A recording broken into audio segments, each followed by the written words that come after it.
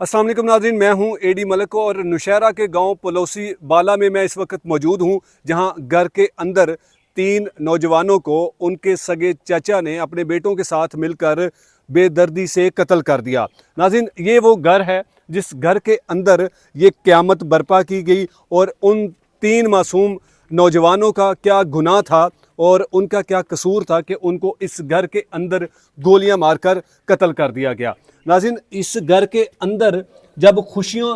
का एहतमाम किया गया था, जब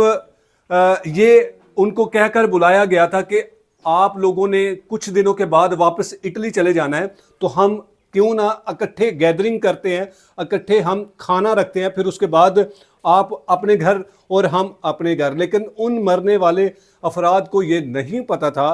कि उनका ये आज आखिरी दिन है और इसके बाद कभी इनकी ज़िंदगी में सूरज नहीं निकलेगा। नाज़रीन, ये वो मुकाम है जब इन मरने वाले 3 अफराद में से जो सबसे बड़ा नौजवान वकास है, उसको गोलियों का निशाना बनाया गया और वो जब यहाँ पर गिरा तो उसके दूसरे भाई जो सबसे छोटा शफीउल्लाह था, वो आया। जब उसने देखा कि मेरे भाई को गोली मार दी है, तो वो अपने भाई को उठा के जाने की कोशिश करता है। इतनी देर में उस पर भी जो गोलियां हैं वो चला दी जाती हैं और इसी तरह अब्बास नामी जो नौजवान है, वो अपने भाई के पास उसको भी गोलियों का निशाना बना दिया जाता है। अब ये इस घर के भी मनाज़र आप देख सकते हैं कि यहाँ भी कुछ लोग इस ख़ानदान के रहते हैं और ये वो आबाई गांव था, ये आबाई घर था जहाँ पर ये तीनों नौजवान जो है उन्होंने हो सकता है कि इस घर में जन्म लिया हो, इस घर में उनकी परवरिश हुई हो, फिर उसके बाद मेहनत मजदूरी करके वो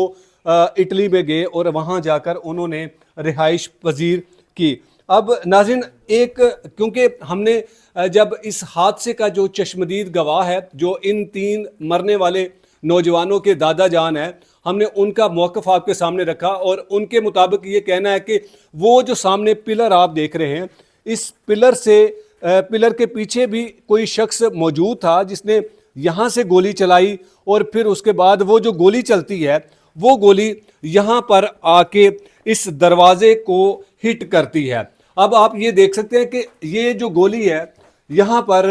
ये उस तरफ से चलाई गई और यहाँ से वो क्रॉस करती हुई बाहर को ये गोली चली गई, क्योंकि दादाजी के मुताबिक उनके पोतों ने गोलियाँ सिर्फ बाहर से चलाई थी और इसी जगह पर तीनों भाई जो थे, जो इटली से आए हुए थे, वो तीनों के तीनों इस जो है वो शहीद हो जाते हैं और फिर उनको जब उनका जो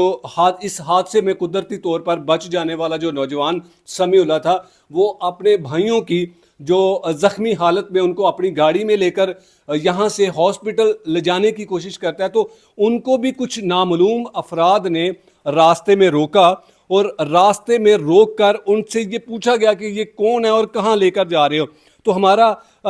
पुलिस के आला हुकाम से ये मुतालबा है कि आप इस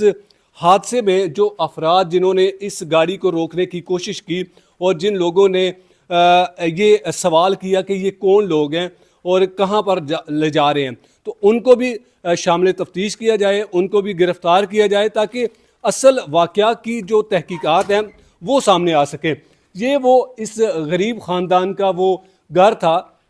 जिसके बारे में कुछ लोगों ने ये भी बताया कि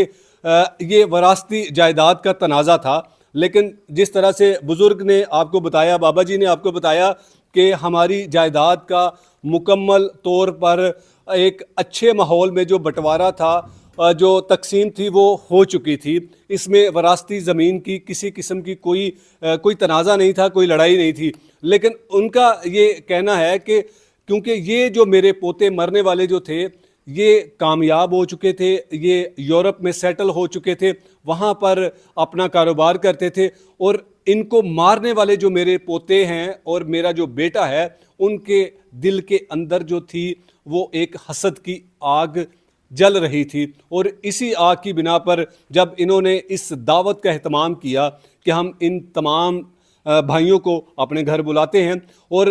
हैरानगी की बात है कि मरने वाले तमाम अफराद इस घर में आने से पहले खाने पीने का जो सामान है वो खुद बाज़ार से ख़रीद कर लेकर आते हैं कि हमारे चचा और हमारे जो भाई हैं उनको किसी किस्म की کوئی تکلیف نہ اٹھانا پڑے. تو جب اس طرح کے نوجوان جو اپنے عزیزوں کو، جو اپنے کزنوں کو اتنی محبت ان کے ساتھ کرتے تھے، اتنا سب کچھ ان کے ساتھ کرتے تھے، تو پھر ان کے دل کے اندر جو آگ چل رہی تھی وہ یقیناً اس آگ کو محسوس نہیں کر سکے. ہم اگلی ویڈیو میں کوشش کریں گے کہ اس کیس کے جو متعلق پولیس افسران ہیں ہم ان کا موقف لیں کہ انہوں نے جو ملزمان جن کے بارے میں بتایا جا رہا ہے کہ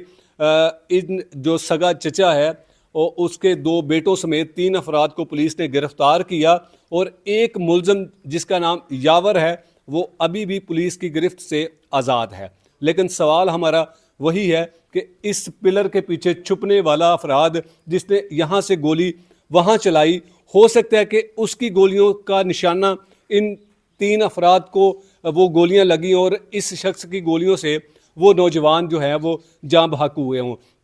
لیکن یہ تمام چیزیں تب سامنے آئیں گی جب پولیس ان لوگوں کو بھی شامل تفتیش کرے گی، ان کی انویسٹیگیشن کرے گی، پھر جا کے پتہ چلے گا کہ اصل قاتل کون ہے. لیکن اب تک کے لیے اس بوڑھے بزرگ پر جو قیامت ٹوٹی ہے، جس کا پورا خاندان تباہ ہو چکا ہے، اس کو کون تسلی دے گا، اس کو کون سہارا دے گا؟